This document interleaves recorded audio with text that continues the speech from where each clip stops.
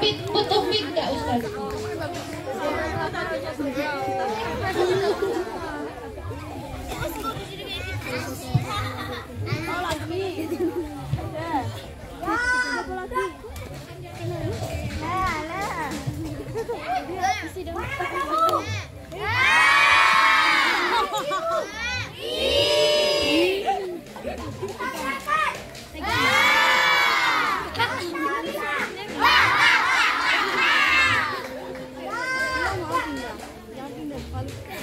Sudah mau kemana tuh Naila?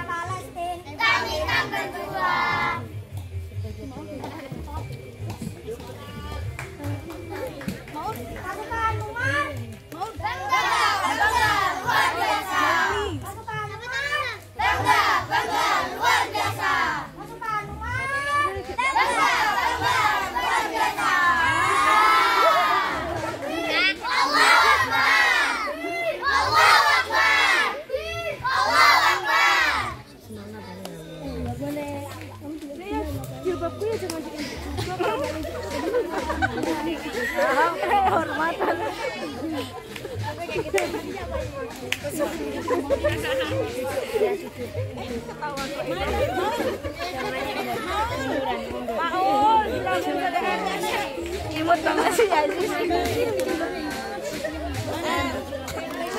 Maya.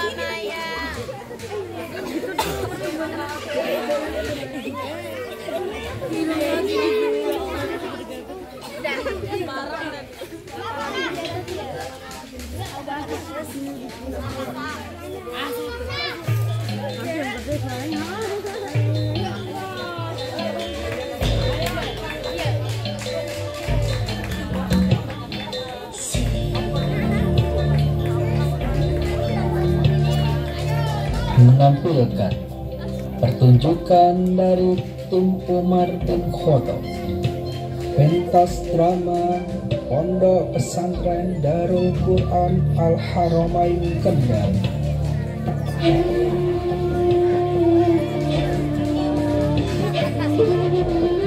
dengan judul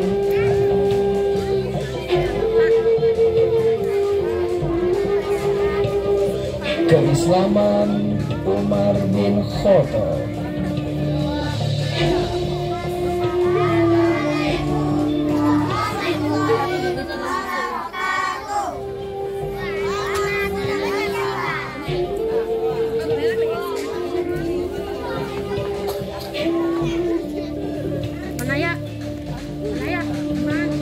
Kamu jangan di situ. Kisah Umar bin Mana ya? Peristiwa Umar bin Khattab masuk Islam. Umar bin Khattab yang awalnya menentang ajaran agama yang dibawa oleh Nabi Muhammad SAW, yaitu agama Islam. Umar radhiyallahu anhu adalah seorang sahabat yang namanya menjadi kebanggaan bagi kaum muslimin hingga hari ini.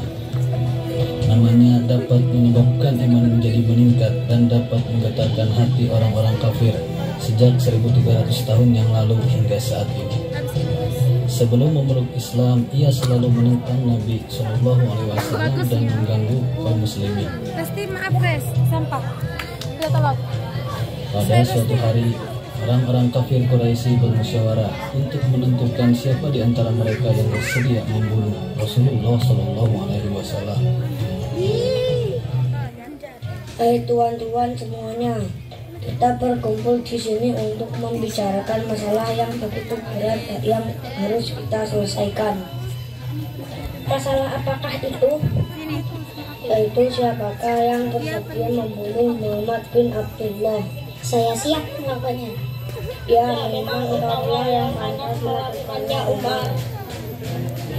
Sambil menghunuskan pedang, Umar beserta dua orang al-Bajani segera melangkah menuju kediaman Rasulullah SAW. Dalam perjalanan ia berpapasan dengan salah seorang dari kabilah Zurah yang bernama Sa'ad bin Abi Waqqas radhiyallahu anhu. Umar, engkau akan pergi kemana? Saya akan membunuh Muhammad. Jika demikian, Bani Hashim, Bani Sulaiman, dan Bani Abdurrahman tidak berdiam diri atas perbuatanmu itu.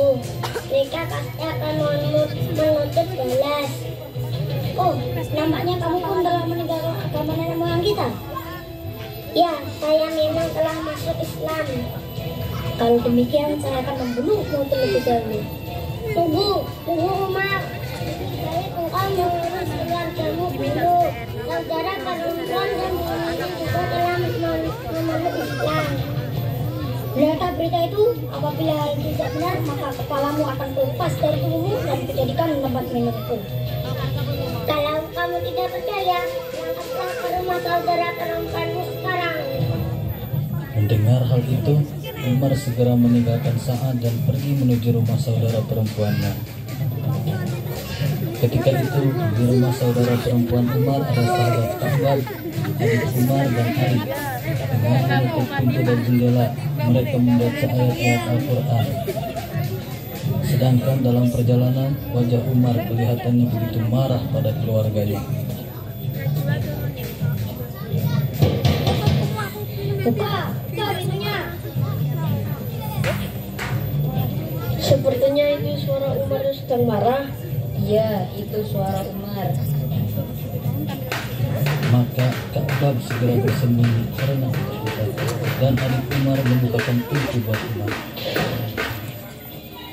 Pengkhianat kau Fatimah, kamu telah meninggalkan agama nenek moyangmu. Apakah yang sudah kamu lakukan? Dan siapa orang yang suaranya aku dengar dari luar? Kami hanya berbincang-bincang. Apakah kamu juga telah meninggalkan agama nenek moyang dan memeluk agama baru itu? Bagaimana jika agama baru itu lebih baik daripada agama yang dahulu? Wahai Umar, kami dipukul hanya karena memeluk Islam. Kami bersumpah akan mati sebagai orang Islam. Terserah padamu, kamu mau melakukan apa saja terhadap kami. Tidak, cukup. Tak mau mendengar semua itu. Dasar orang-orang bodoh yang melakukan batas. Astagfirullahaladzim, sadar Umar, kau yang telah melampaui batas. Kau tersesat Umar, tersesat. Apa? Berani kau ya? Umar, sadar, dia adalah kawan adikmu. Tak sepatasnya kau berbuat seperti itu kepadanya. Umar, kakakku, ingat, meskipun kau bunuh aku sekalipun, aku ikhlas. Aku akan melepaskan keyakinanku. Aku akan terus mengikuti ajaran Muhammad. Mudah-mudahan kau segera mendapatkan hidayah, Umar. Ketika kemarahannya mulai mereda, Umar merasa malu dengan perbuatannya terhadap saudara perempuannya. Tiba-tiba ia melihat mushaf Al-Quran yang ditinggalkan oleh Ka'bah tadi. Bagus, sekarang katakan, apa lembaran-lembaran ini? Kamu tidak suci dan orang-orang yang tidak suci tidak boleh menyentuh lembaran-lembaran ini. Pada awalnya Umar belum siap untuk bersuci, namun akhirnya ia bersedia untuk mandi dan berwudu. Kemudian membaca mushaf Al-Quran itu. Surah yang dibacanya adalah surah Thaha ayat 14.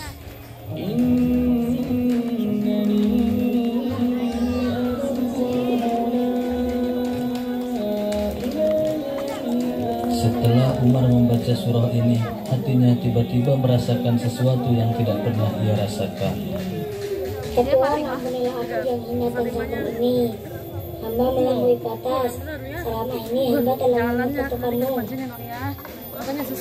Baiklah, sekarang antarkan aku menemui Muhammad. Ada apa gerangan kamu ingin menemui Muhammad? Saya ingin memeluk agama yang dibawa oleh Muhammad. Lalu Umar datang ke rumah Rasulullah SAW dan ia pun memeluk agama Islam. Setelah Umar mengucapkan syahadat dan bertanda bahwa ia telah memeluk agama Islam, maka kembalilah Umar ke kediamannya. Akan tetapi tiba-tiba di tengah perjalanan Umar bertemu dengan orang-orang kafir Quraisy. Wahai Umar, kamu dari mana? Saya dari rumah Muhammad. Bagus kalau begitu, berarti kamu telah membunuhnya. Tidak, saya tidak membunuhnya. Saya justru mendapatkan hidayah dari Allah. Saya telah masuk ke dalam agama Islam. Wah, kamu juga telah meninggalkan agama nenek moyang kita. Kalau begitu kami akan membunuhmu terlebih dahulu. Siapapun yang berani menentang Nabi dan merendahkan agama Islam, maka hadapilah aku terlebih dahulu. Aku akan membunuhmu. Kaum kafir Quraisy merasa terpukul dengan keislaman Umar. Namun jumlah kaum muslimin masih sangat sedikit jika dibandingkan dengan kaum musyrikin di Makkah. Kafir musyrikin itu semakin keras usahanya untuk membinasakan kaum muslimin beserta agamanya. Di sisi lain, semangat kaum muslimin pun semakin bertambah. Dengan Islamnya Umar, kaum muslimin bertambah berani dan mereka berani mendirikan sholat di Baitul Haram.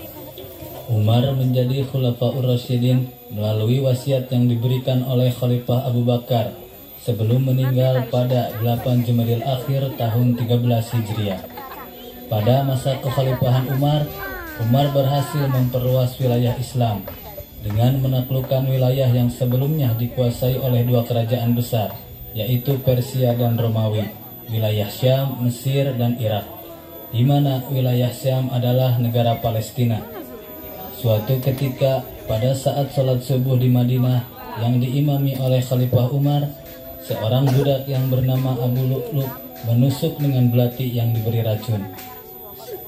Abu Lu'lu'ah berbalik untuk melarikan diri, namun kaum muslimin begitu dekat satu sama lain dan dia tidak bisa melarikan diri. Akhirnya Abu Lu'lu'ah menusuk siapapun yang menghalangi jalannya. Dia membunuh beberapa jamaah sampai hampir semuanya. Sampai salah satu dari mereka melempar kain ke atas kepalanya dan meringkusnya. Akan tetapi Abu Lu'lu'ah membunuh dirinya sendiri karena tertangkap oleh jamaah sholat subuh.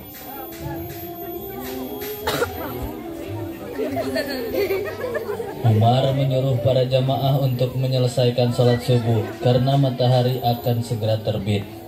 Selesaikanlah sholat, karena matahari akan segera terbit. Maka para jamaah melanjutkan sholat subuhnya.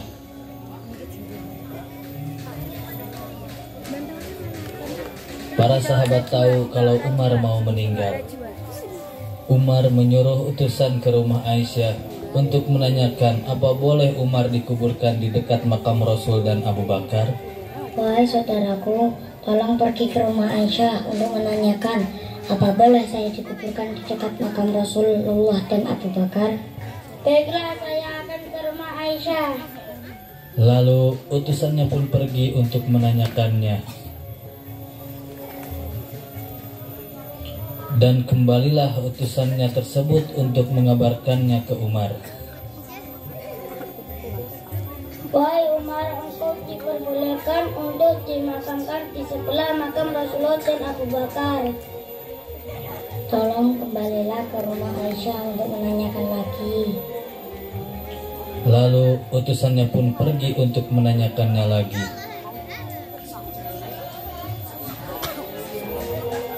Dan kembalilah utusannya tersebut untuk mengabarkannya ke Umar.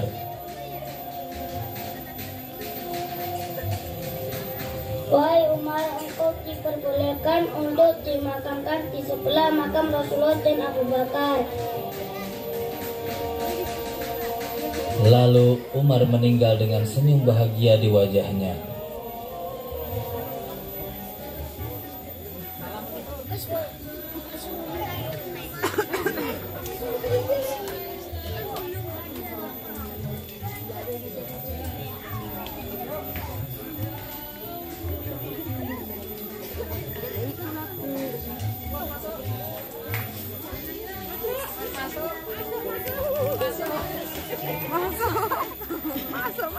Bingung.